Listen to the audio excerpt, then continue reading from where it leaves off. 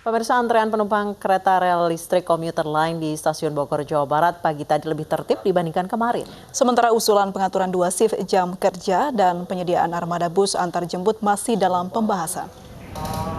Meski ramai, namun antrian penumpang komuter lain di Stasiun Bogor, Jawa Barat pagi tadi lebih tertib.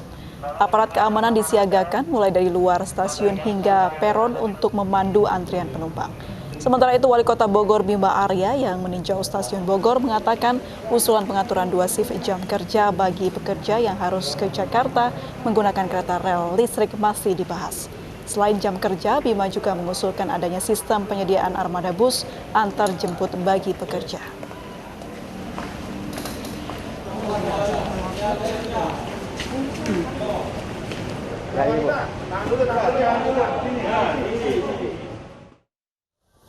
Selengkapnya terkait kesiapan transportasi dan sektor ekonomi dalam menghadapi new normal di Bogor, Jawa Barat, sudah bergabung bersama kami Bima Arya, Wali Kota Bogor. Selamat sore, Assalamualaikum Kang Bima. Waalaikumsalam warahmatullahi. Selamat sore. Baik, Kang Bima, bagaimana persiapan pengaturan transportasi publik di sana, Kang Bima? Jadi tadi pagi kita lihat memang di stasiun relatif lebih cair, lebih terkendali dibanding kemarin. Tapi ini karena karakter penumpang di hari Selasa berbeda. Kalau hari Senin kemarin banyak warga Bogor yang berangkat ke Jakarta dan baru pulang akhir minggu. Jadi otomatis Selasa sampai Jumat itu agak berkurang. Tapi harus dicatat bahwa ini baru 50% dari penumpang kereta. Jadi kalau nantinya Gubernur Jakarta membuka lebih banyak lagi kantor dan tempat-tempat hiburan misalnya, otomatis penumpangnya akan bertambah lagi. Baik, Kang Bima, tadi Anda mengatakan hari Senin itu banyak warga Bogor yang berangkat ke Jakarta baru pulang nanti akhir pekan. Berarti kondisinya akan sama mungkin nanti di hari Jumat gitu ya, Kang ya? Kepadatannya. Ya begini, kondisinya arus baliknya nanti akhir minggu, tetapi Senin pagi akan membludak lagi. Oke. Itu yang pertama. Yang kedua, akan sangat mungkin ketika Gubernur Jakarta membuka mal, membuka tempat-tempat lain, atau kantor-kantor lain minggu ini, maka peningkatan itu akan bertambah lagi. Baik, saat ini yang masih menjadi masalah penularan COVID-19 terutama di bagi kota-kota penyangga seperti contohnya kota Bogor, ini masih belum menemukan solusi ya Kang ya. Saat ini di masa PSBB pun, sebelum masa PSBB transisi pun masih terus banyak warga Bogor yang commute ke Jakarta. Dengan mulai PSBB transisi, mal, aktivitas perekonomian dibuka lagi, sejauh ini seperti apa Kang antisipasinya? Solusinya sudah ada, siapa bilang solusinya nggak ada. Jadi kita tawarkan kepada pemerintah pusat, kementerian terkait, dan Gubernur Jakarta, kuncinya solusinya adalah membagi jadwal kerja. Jadi warga Bogor yang kerja di Jakarta itu dibagi dua. Ada shift pagi jam 8 dan ada shift siang jam 1. Sehingga nggak semua menumpuk pagi-pagi. Bisa dibayangkan kalau nanti semua kantor dibuka, ada 20.000 penumpang yang tumpah ruah di stasiun Bogor. Nggak mungkin diberlakukan sistem antrian seperti sekarang. Karena itu solusi utamanya adalah pembagian jam kerja. Menambah gerbong nggak mungkin, menambah rangkaian kereta atau waktu kereta nggak mungkin. Jadi solusi kuncinya adalah pembagian jam kerja tadi. Jadi saya kira semuanya selalu ada solusi, tinggal masalahnya bagaimana kita berkoordinasi untuk memastikan solusi itu bisa segera diputuskan. Sejauh ini koordinasi dengan Jakarta sendiri bagaimana, Kang? Semalam kita rapat video conference dengan Menteri Perhubungan, Menteri Perindustrian, Wagub Jakarta, dan kepada terkait. Ide ini saya kira dibicarakan secara serius, bahkan Pak Menteri Perhubungan menawarkan jam 8 dan jam 11. Tapi saya kira jam 8 dan jam 11 ini irisannya terlalu pendek. Akan lebih ideal sebetulnya jam 8 dan jam 1 siang. Sehingga tidak terjadi penumpukan di keberangkatan dan juga tidak terjadi penumpukan di waktu pulang. Kalau jam 8 dan jam 1 itu waktu pulangnya kemungkinan kecil sekali bisa ketemu. Baik, Kang Bima, mulai kapan rencananya solusi ini akan dilaksanakan? Ya bukan dari pemerintah Kota Bogor dong. Ya tanyanya silakan ke kementerian terkait. Berarti atau belum ada jawaban dari gubernur. pemerintah DKI Jakarta ya? Sudah ada jawaban, sedang di finalisasi dengan otoritas terkait. Saya kira ada komunikasi dengan Kementerian Tenaga Kerja juga. Baik, sejauh ini pemberlakuan protap new normal di Bogor sendiri seperti apa, Kang? Apakah saat ini geliat ekonomi sudah mulai bangkit lagi atau bagaimana? toko-toko, rumah makan, tempat ibadah sudah dibuka, tapi kita masih awasi protokol kesehatannya. Apabila berjalan dengan baik, kita akan lanjutkan. Tetapi bagi yang masih mengabaikan atau lalai akan kita peringatkan dan kita tutup kalau memang tidak bisa dilaksanakan. Minggu ini mulai kita kaji kemungkinan menerapkan protokol kesehatan di mal. Jadi minggu ini ada beberapa mal mengajukan konsep protokol kesehatan, akan kita cek. Tadi saya sudah cek 1, besok akan cek lagi 2 mal yang lain. Kalau misalnya konsepnya kuat, kita akan uji cobakan selama 1 minggu. Tadi ada 1 mal di mana kita masih berikan catatan, kita minta perbaiki. Kalau misalnya belum diperbaiki juga, ya terus disempurnakan sampai siap. Kalau misalnya siap, bisa diberlakukan uji coba selama 1 minggu. Baik, Kang Bima, apakah jika mal itu terbukti melanggar atau ada tenan yang melanggar, itu akan ada sanksi khusus seperti penutupan atau skorsing sekian minggu atau sekian hari gitu, Kang?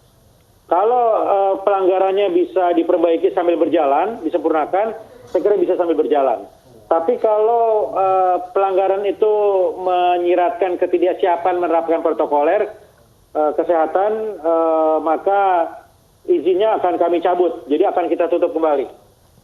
Baik, Kang Bima, kalau kita berbicara mengenai angkutan kembali begitu, ada informasi tentang penyediaan armada bus angkutan kerja bagaimana, Kang Bima? Pemerintah kota tidak bisa menjamin tersedianya angkutan itu karena kita tidak punya bis. Kalaupun ada, terbatas sekali jumlahnya. Kita harus bekerja sama dengan pihak lain dan kita minta sebetulnya kantor-kantor di Jakarta juga semaksimal mungkin bisa menyediakan layanan antar jemput bagi karyawannya. Baik, Kang Bima, jika pelaksanaan PSBB transisi di Jakarta untuk moda transportasi dan lain sebagainya ini diawasi ketat oleh petugas, sejauh ini kepatuhan masyarakat Bogor sendiri seperti apa sih? Apa hanya patuh ketika ada petugas atau memang benar-benar menjalankan protokol kesehatan? Jadi ada beberapa indikator ya terkait dengan protokol kesehatan. Penggunaan masker tingkat kepatuhannya sangat tinggi, di atas 90%. Okay.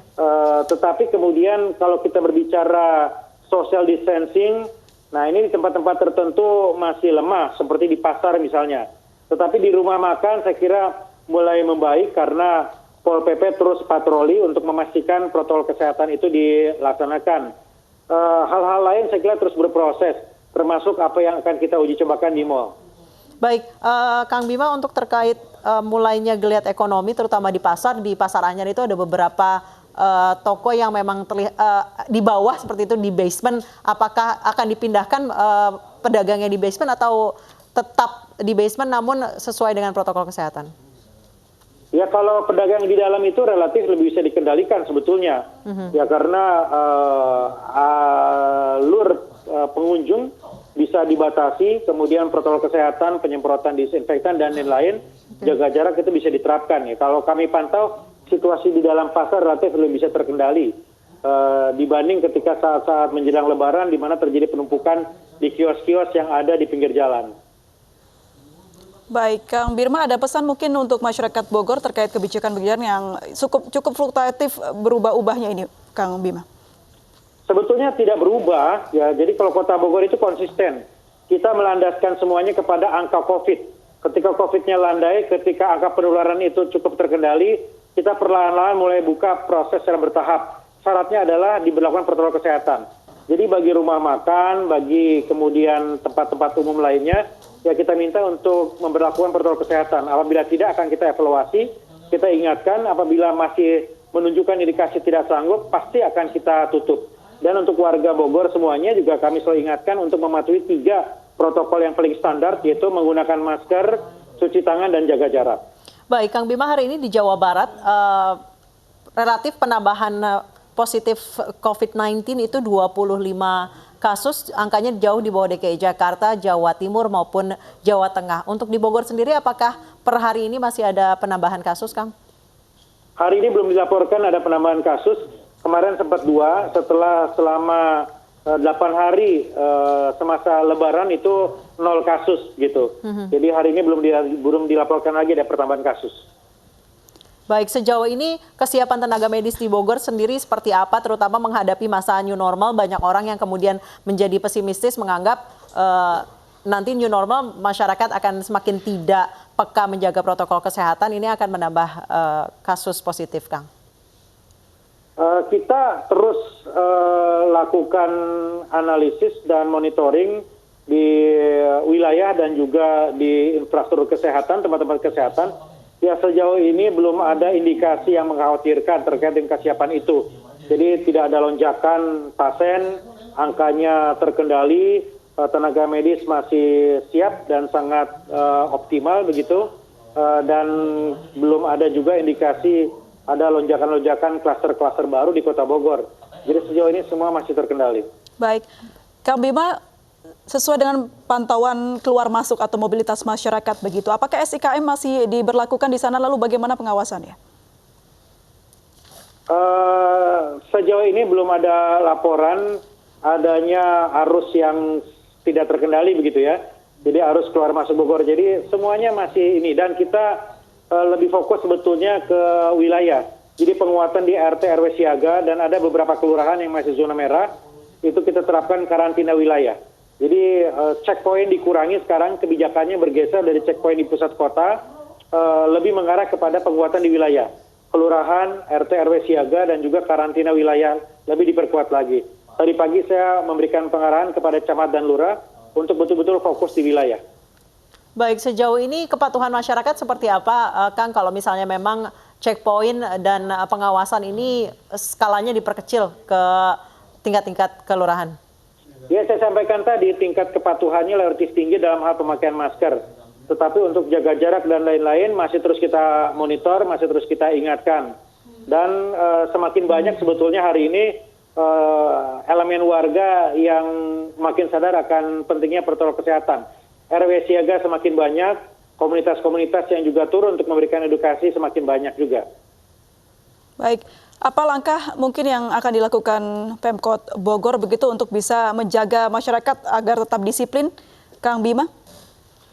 Nomor 1, kita terus mengupdate perkembangan data COVID.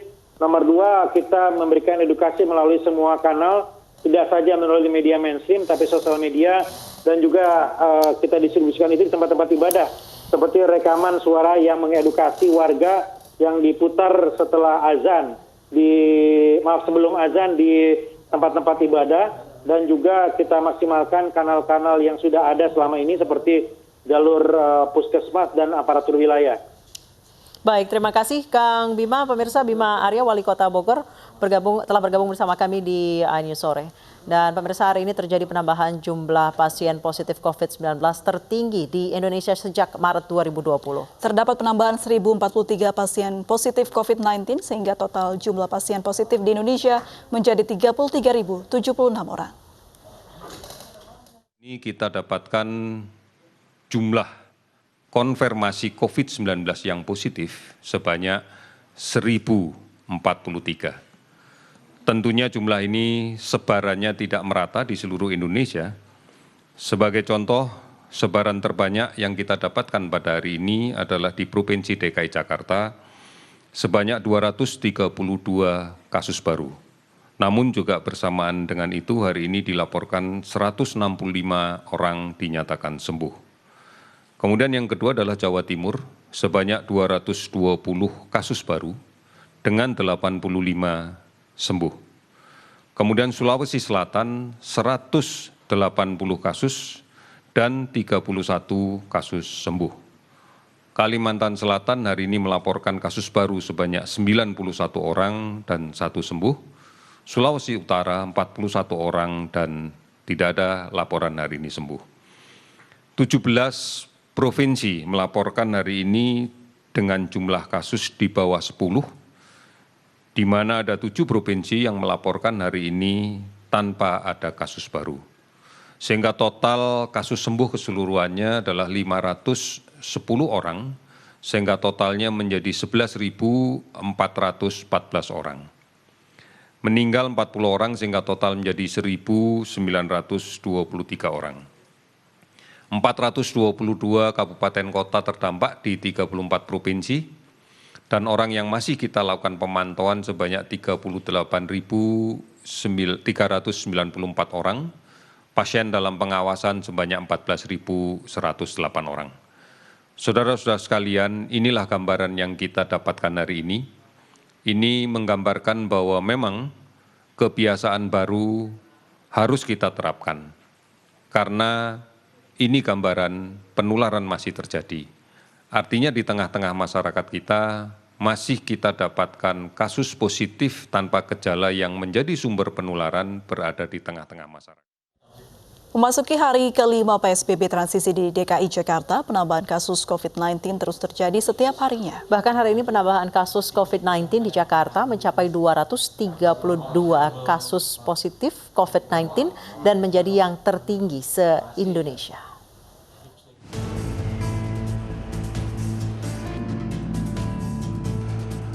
DKI Jakarta masuk masa PSBB transisi sejak Jumat 5 Juni 2020. Pada masa transisi menuju new normal, Pemprov DKI Jakarta melonggarkan sejumlah aturan. Fasilitas publik hingga transportasi umum satu persatu mulai berjalan dengan kenormalan baru.